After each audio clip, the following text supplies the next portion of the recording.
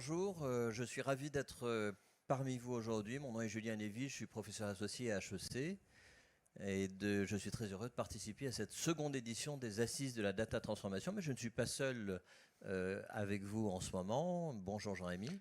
Bonjour Julien, je suis Jean-Rémy Gradado, je suis professeur au MBA d'HEC et je suis très heureux aujourd'hui de vous présenter avec Julien la nouvelle édition de l'étude des Assises de la Data Transformation. Alors, commençons sans plus attendre. Alors, l'historique de cette étude remonte finalement à 2016. En 2016, nous avons avec NetExplo mené une première enquête où on a constaté l'émergence de la problématique de la data au sein des entreprises. Une émergence encore un petit peu vague, un petit peu floue, mais qui dès 2019 s'est montrée être finalement une phase d'exploration dans les entreprises avec un certain nombre de use case data.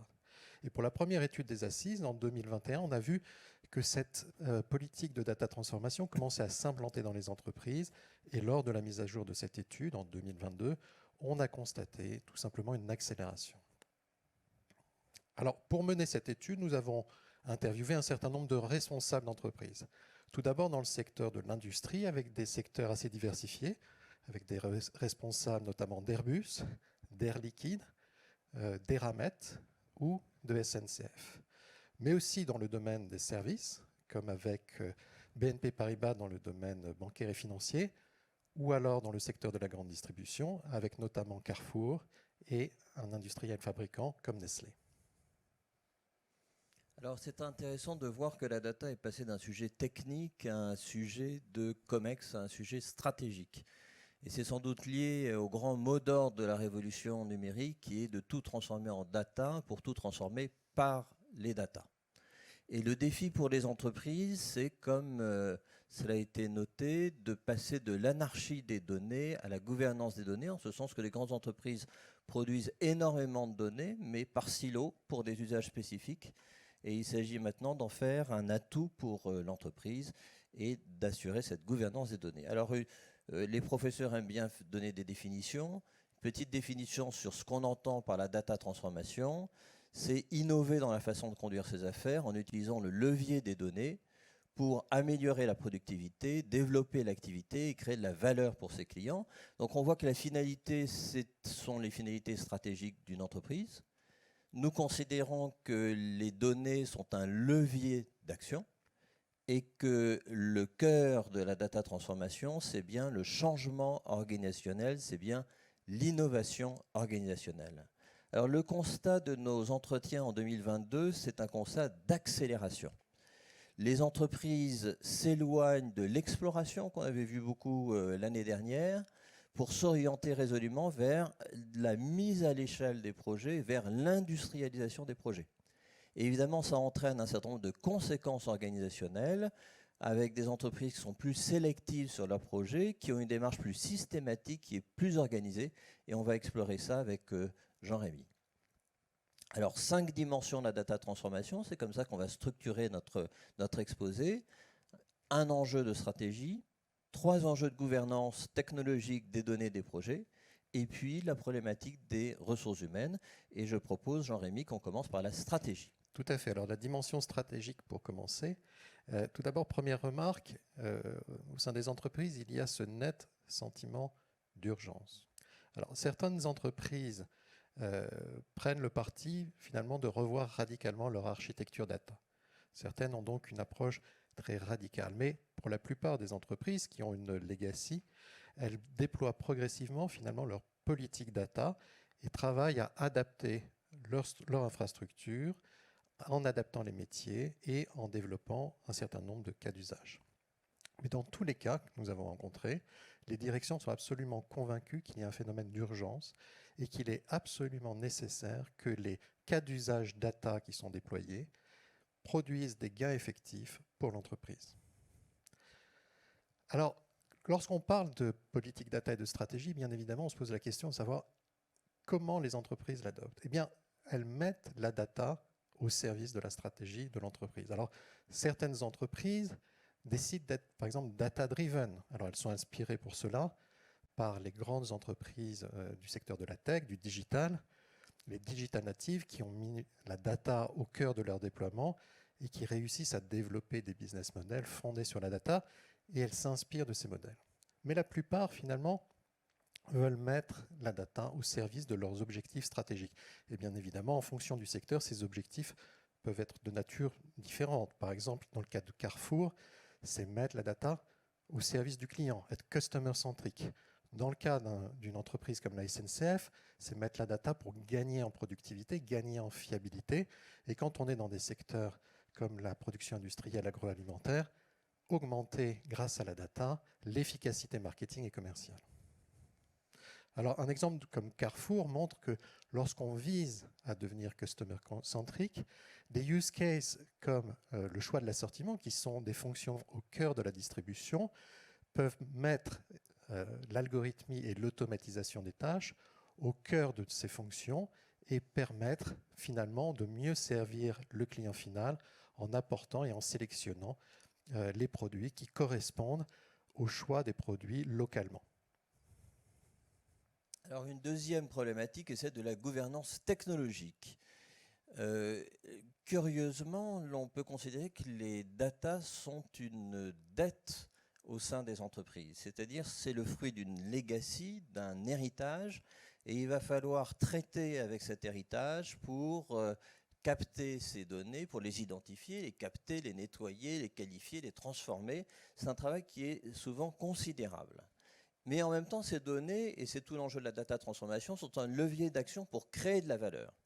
Et tout le défi pour les entreprises, c'est de s'assurer du retour sur investissement, de transformer la dette en actif, et donc effectivement de valider la pertinence de ces projets. Un exemple ici est donné par Air Liquide, qui s'est fixé pour objectif d'être une data-driven compagnie.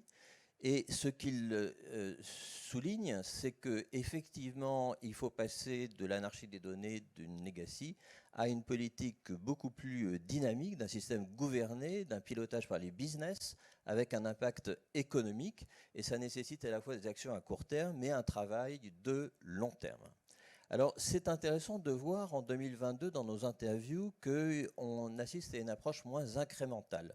Certes, on a toujours des entreprises qui, avec un fort héritage de multiples centres technologiques, de multiples systèmes, parfois assez anciens, essayent de progresser vers une plus grande standardisation.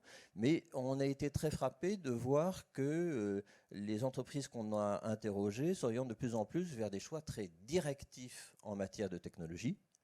Et donc, on décide de basculer vers le cloud. On rompt avec la legacy, on impose des outils spécifiques, on généralise des process systématiques, et là on voit bien le contraste entre deux approches de data transformation. Un exemple type d'architecture des données qui est ici d'une des entreprises qu'on a interrogées, c'est qu'on a un système pyramidal où on identifie les sources, on identifie quelles vont être transmises et stockées dans un cloud, on a présélectionné des outils de traitement et de visualisation, et donc on impose une architecture qui est très directive pour l'entreprise. Une illustration est donnée par Nestlé, à savoir Nestlé a fait ses choix de gouvernance technologique, mais quand on fait ses choix, après il faut mettre à exécution ces décisions, et là on se retrouve avec des problèmes qui sont des problèmes de pipeline, de tuyaux, de mise en œuvre de ces choix technologiques. Alors, à travers cette évolution-là, on assiste à l'émergence d'un nouveau métier. Et on a le sentiment, Jean-Rémy et moi, qu'effectivement, ce métier se distingue nettement de l'IT, c'est-à-dire qu'il y a la multiplication de métiers autour de la data. Avant, on parlait simplement de data scientist et data analyst, et maintenant, on a des gestionnaires de projets agiles, des spécialistes des outils de data visualisation, des UX designers, des data engineers, etc., etc. Et on voit que ce métier, la data, s'organise autour d'équipes spécialisées, qui sont des équipes centralisées, et de plus en plus des équipes détachées au sein des métiers ou des SBU, avec des chief data officers qui se retrouvent sur le terrain au plus proche des métiers. Alors, quand on parle de la gouvernance des data, on parle en premier lieu de la problématique de la qualité des données. Et ça, c'est quelque chose qu'on retrouve systématiquement dans toutes les interviews et toutes les entreprises, tout simplement parce que plus il y a d'usages nombreux de la donnée, plus les outils mis à disposition sont puissants, et plus il va falloir veiller en amont à ce que la qualité des données soit assurée. Alors, face à ce risque d'avoir un maillon faible en amont de la chaîne, bien évidemment, il y a 4 enjeux majeurs. Le premier, c'est la sélection des données. On entend souvent dire que la massification des données permet de mettre toutes ces données, par exemple, dans un data lake, et puis finalement, l'algorithmie y trouvera du sens. En réalité, lorsqu'on interviewe les entreprises, on s'aperçoit que les entreprises souhaitent identifier et sélectionner certaines données clés de façon à veiller à leur qualité dès la captation. Ensuite, on parle bien évidemment de collecte, organiser la collecte, organiser le stockage de façon fiable. Et pour ce faire, organiser cela selon une ontologie des données, c'est-à-dire de qualification des données qui va permettre de comprendre la nature, la portée, la source de ces données de façon claire. Et l'ensemble est bien évidemment recouvert par les enjeux de compliance réglementaire et légale des données. Donc on voit que ces 4 enjeux sont absolument clés sur la question de la qualité des données. Mais cette fameuse question n'est pas uniquement une question technique. Ce n'est pas parce qu'on met à disposition des outils qu'immédiatement le process se met en place et que la qualité des données est assurée. Au contraire, il y a un certain nombre de mesures à prendre, des mesures qui relèvent de la culture de la data au sein de l'organisation, qui relèvent de la formation, qui relèvent de la mise en place de certains process et finalement de l'ensemble de l'organisation. Alors, il y a plusieurs modalités pour cela. La première, c'est, on l'a déjà vu, d'être assez directif et d'imposer une standardisation contraignante et finalement d'utiliser les technologies mises à disposition pour amener cette standardisation, faire en sorte que chaque donnée rentre dans la bonne case. Mais pour les données critiques, il faut aller un tout petit peu plus loin. Pourquoi ? Parce qu'il faut d'abord créer un référentiel commun, ce qu'on appelle des data objects, par exemple la définition du client, s'entendre pour que toutes les entités définissent de la même manière le client ou dans le secteur des transports, par exemple, le voyageur. Ensuite, mettre en place un data catalogue avec l'identification de la source pour chacune de ces données de façon à bien organiser ce répertoire.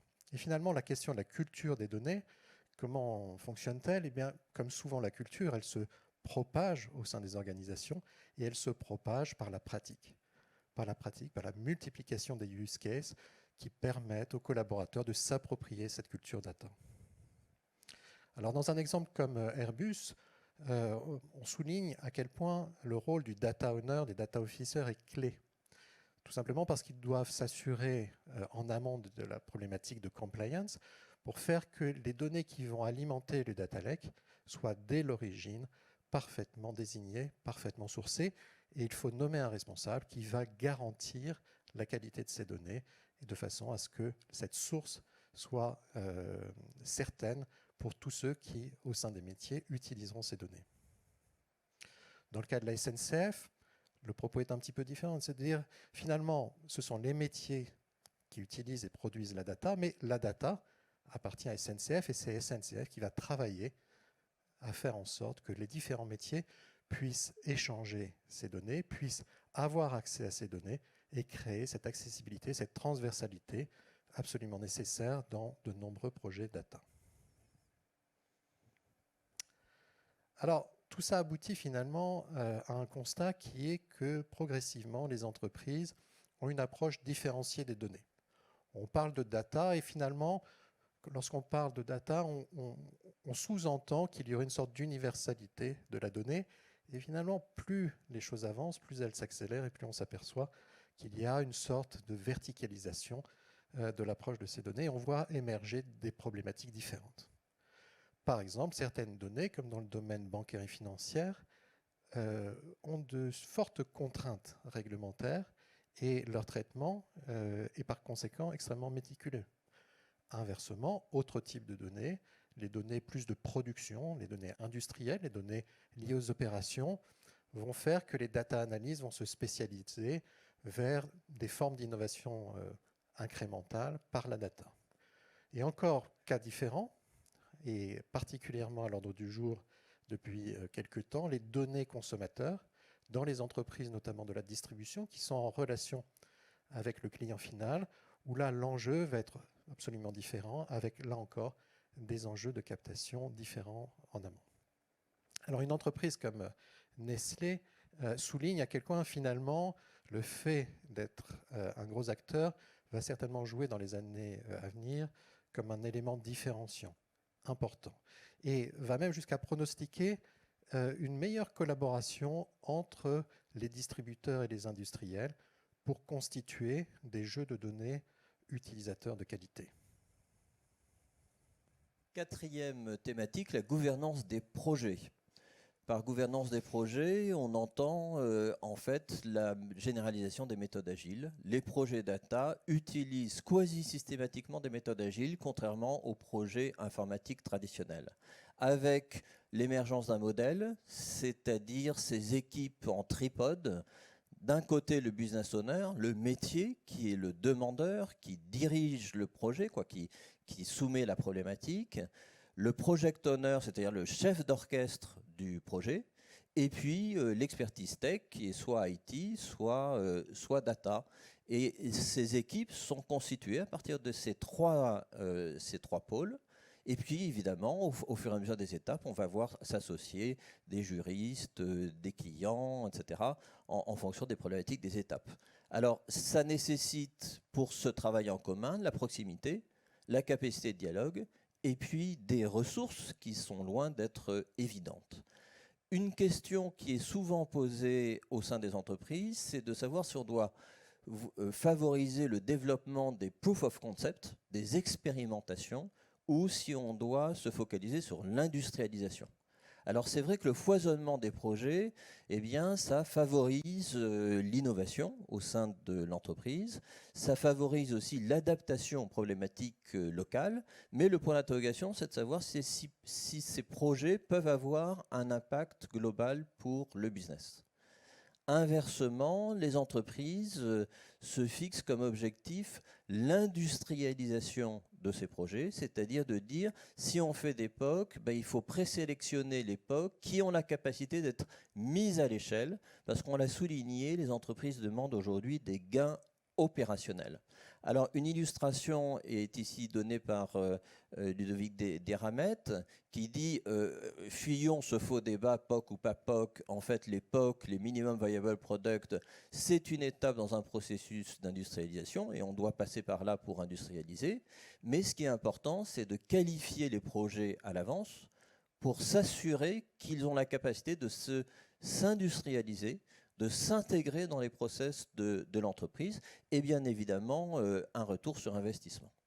Un deuxième débat dans la gouvernance de projet est de savoir si on va favoriser des projets locaux ou des projets qui sont transversaux et structurants. Alors, certaines entreprises disent il faut expérimenter, il faut développer une culture d'expérimentation d'entreprise, d'innovation d'entreprise, et il faut être au plus près des besoins des métiers. Et donc, mon rôle, c'est plutôt d'identifier ces initiatives et puis de les aider à prendre de l'ampleur. D'autres entreprises ont dit non, il faut qu'on regroupe nos moyens sur quelques projets clés, qui sont des projets stratégiques et structurants. Pourquoi ? Parce qu'on a un nombre limité de moyens et de ressources. Et puis, on est sceptique sur la capacité de beaucoup de POC locaux à gagner en dimension. Alors, trois verbatims qui montrent la diversité de ces approches. Carrefour, qui a dit au début on a beaucoup centralisé, maintenant on est convaincu qu'il faut être au plus proche du marché. Mais notre rôle au niveau central, c'est d'identifier ces projets, de voir qu'est-ce qui pourrait être généralisé et dupliqué ailleurs. Mais l'innovation doit être au plus proche des marchés. La BNP Paribas dit, évidemment, nous on a des chantiers qui sont transversaux à impact global. Cela dit, on est présent dans tellement de pays, dans tellement de métiers, avec tellement d'entités, que ce serait absurde de tout centraliser. Et donc, il faut favoriser les initiatives locales, mais à nous de les identifier, à nous de favoriser la mise à l'échelle. Et à l'inversement, vous entendrez Nestlé qui dit c'est simple, l'époque c'est sympa, c'est 20% de notre budget. Nous, 80% de notre budget, c'est 3 projets, parce que c'est 3 projets qui ont un impact, qui vont avoir un impact colossal sur notre entreprise. On modélise les dépenses marketing. Toutes ces dépenses-là, on le fait un petit peu de façon artisanale. On réorganise la force de vente non plus autour d'un planning traditionnel, mais du feedback du terrain. Et puis, c'est l'enjeu des bases de données clients qui, pour nous, est un enjeu stratégique. Donc, ils ont fait un choix de grands projets stratégiques. Cinquième dimension, la dimension des changements RH. On l'a déjà évoqué à plusieurs reprises. Le développement de l'acculturation par la data est absolument clé. C'est le premier niveau pour diffuser cette culture de la data au sein des organisations. Le second niveau clé qui ressort de nos interviews est la nécessité de former des acteurs opérationnels, des managers, des chefs de projet, des gens qui vont travailler sur les use case data et être directement impliqués avec cette pratique. Et puis, le contexte de fond qui n'a pas tellement changé depuis l'an dernier, toujours cette bataille pour le recrutement de ces compétences rares que sont notamment les data scientists, une véritable guerre des talents. Et Airbus souligne que entre la définition d'un besoin et le recrutement et la mise en œuvre opérationnelle d'une ressource dans la data, cela prend souvent à peu près 9 mois. Il est donc absolument nécessaire de former et de travailler à la montée en compétences des collaborateurs, que ce soit sur des fonctions de chef de projet, du X-designer ou parfois même des fonctions plus spécifiques de data scientist, d'IA ou d'architecte réseau. Alors en conclusion de cette présentation, nos 5 dimensions, une dimension stratégique où on voit certaines entreprises qui disent nous devons être data driven, c'est notre stratégie, ou d'autres qui disent non, non, on est au service de la stratégie de l'entreprise et la data est un moyen au service de la stratégie de l'entreprise. Les enjeux de gouvernance technologique où on voit clairement un basculement vers un rôle de la technologie plus directif en imposant une standardisation accrue. La gouvernance des données, l'enjeu central de la qualité avec une structuration des réflexions autour de ces qualités et en même temps un traitement différencié des données qui émergent. La gouvernance des projets avec très clairement un focus sur l'industrialisation, c'est ce qu'on appelle l'accélération. Et puis toujours aussi les questions de est-ce qu'on doit être plutôt global et transversal ou plutôt local. Et enfin, concernant les ressources humaines, ces 3 thématiques d'acculturation de l'entreprise, de formation et puis de recrutement. Donc en conclusion de cette étude 2022, on constate une accélération et une mise à l'échelle qui soulève de nouveaux défis. L'exploration de l'époque, un nombre limité de projets, c'était sympa parce qu'en fait on pouvait avancer à son rythme, on apprenait, on faisait un peu du pilotage à vue. Avec l'accélération, c'est-à-dire la multiplication des projets plus structurants, eh bien, il y a des questions nouvelles qui se posent en entreprise, d'organisation, avec un très fort effort de structuration des efforts, de ressources, où plus on a de projets, plus on se rend compte de la rareté des ressources, et puis des choix qui sont faits de pilotage des projets. Merci de votre attention. Merci.